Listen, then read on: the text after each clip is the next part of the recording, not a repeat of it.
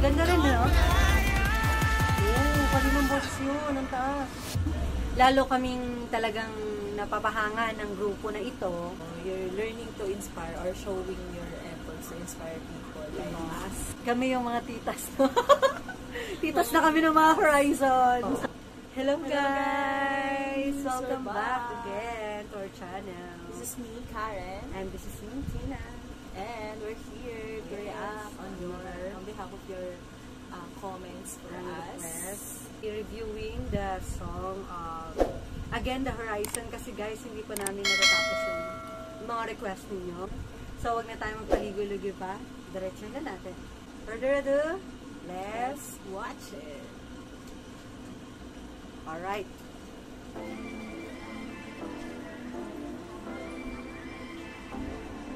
Ay, ano to? Serious yun sila. Ang galing na. Iba-iba ng genre. Oo nga. Pero parang bata pa sila dito. Oh, bata sila. Guys, alin ba nauna? Dash? Or Lovey-Dovey? Or Ay, gusto ko. Parang ano sila? Parang Here? Years. Oh, Years. Here. Years. Years like medyo astig. Parang mga bata pa sila dito, guys. Parang mga totoy pa sila dito. English din, no?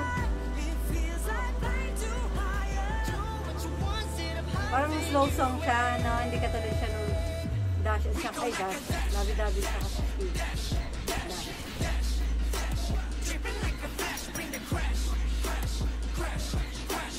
Ay, nag-mabot si Kyler. Guys, bakit nag-shirtless din si ano? Si Kyler. Yung Lovey ng Dowler. Si Kyler. Yung pogi na bata. Bata sila din. Actually, dito nga po para sila talaga kilala. Ako nga din. Guys. Wala pa ako din sa level na yun. So, samahan nyo kami sa journey na yun. Lalo sila isa. Para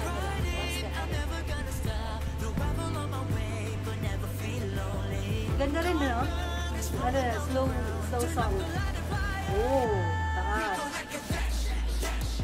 Syrup naman sila. Meron silang part na sila.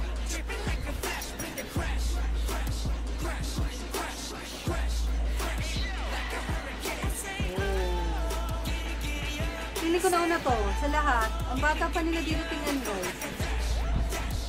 Eh? Ba, yung naka-blond na buhok, may tsura din pala. Pag naka-close up.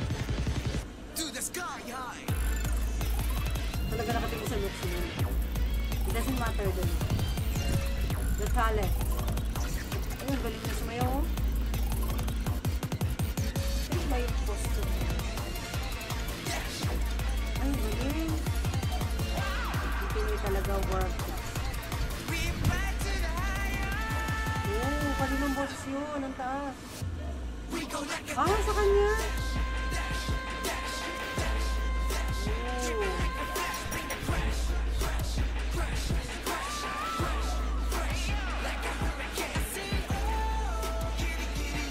Hindi sila pala mag-game. Ang serious type sila.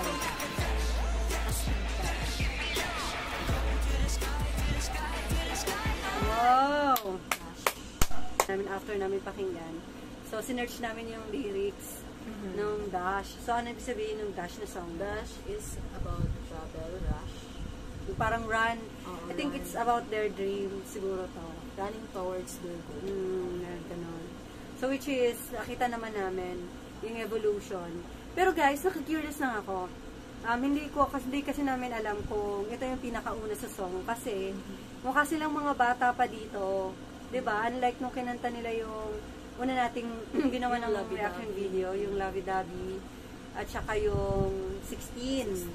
So, ito, medyo, I think, mga bata pa sila rito. So, we don't know kung alin yung nauna dito, kung Lovey-Dovey ba o itong Dash. Pero ano pa man, lalo kaming talagang napapahanga ng grupo na ito dahil despite of, yun mo yun, very young age sila. How do you imagine? 13 years old ang pinakabata. So, 13 years old, may nag-debut na. So, hindi ko nga alam sino sa kanila dyan yung 13 years old eh. Oh, according dun sa comment ha. 13 years old, nag-debut na, tapos yung pinakamatanda, 22. Which is, guys, no, ang mga Filipino talaga is very talented. Kahit saan mo ilagay, world-class ang talent and skills. So, how much more kaya itong mga batang ito, no, na dumaan, balita ko nga dumaan sa mga training. Iba talaga ang trainings ng mga dancers. Siyempre, from talents nila, skills, tapos yung efforts na ilalagay mo pagdating sa dancing. Tapos yung, hindi ka lang sumasayaw kumakanta ka pa. So, iba yung level ng effort na ibinibigay mo dun sa performance mo. Plus, meron ka pang chance to inspire yung mga fans na manonood sa'yo. So, yung isang plus yun. Saka, syempre, yung kasama pa doon, yung content ng videos, ano yung message na pwedeng ma-portray ng taong manonood. Tsaka yung costumes na susuotin nila. At kung paano nila dadalhin yung song, sayaw. Yes, yung mismong videos na i-share nila sa albums nila. So, yun. So, yung evolution lang ng song nila, di ba? From yung rhythms, tapos naging serious, ngayon parang, peers sila, di ba? So, ang ganda ng mga concept ng song at the same time, ang ganda ng theme ng mga kada background, yung lugar ng pinag-shootan nila. Or dito sa song na to, litaw na litaw yung pagiging Filipino nila. Na ang galing. Ang alam mo, proud to be a Filipino, guys. Alam mo, ang pagiging boy band, hindi lang naman kasi yan sa look eh. It's about talent also. Of course, it's a bonus na yung look. Pero, yung talent talaga, no? Kung mababasin mo, tataas ng mga boses. At saka, from very young age, no? Ganun na yung talent na share mo sa bandang football. Parang, wow. Wow, diba? Siyempre, from a very young age din, no? You're learning to inspire or showing your efforts to inspire people. Like us, kami mas matanda kami. Di ba yung parang titignan mo yung mga kabataan na ganyan na hindi lang for forma yung mga talents ko. Kasi syempre, alam natin na ginagamit din nila yan to help their families and mga loved ones nila. Diba? Syempre, hindi lang sila nang i-inspire. Parang pinaprove din nila na hindi lang kami mga bata. Meron kaming pangarap, meron kaming dream, and kaya namin gawin kaya namin ibigay yung effort namin para sa pangarap namin to help people and to inspire people around. Alam nyo guys, inspiring sila actually, no? Aside from mga nagsisulputan nating mga P-pop, isa sila sa mga inspiration din, sa mga Filipino din, na mga aspiring din na, alam mo yun, hindi lang sumikat, but also, yung ipakita yung talento ng isang Filipino sa global scene, sabi nga nila. Yan yung nangusong word ngayon global scene sa mga P-pop.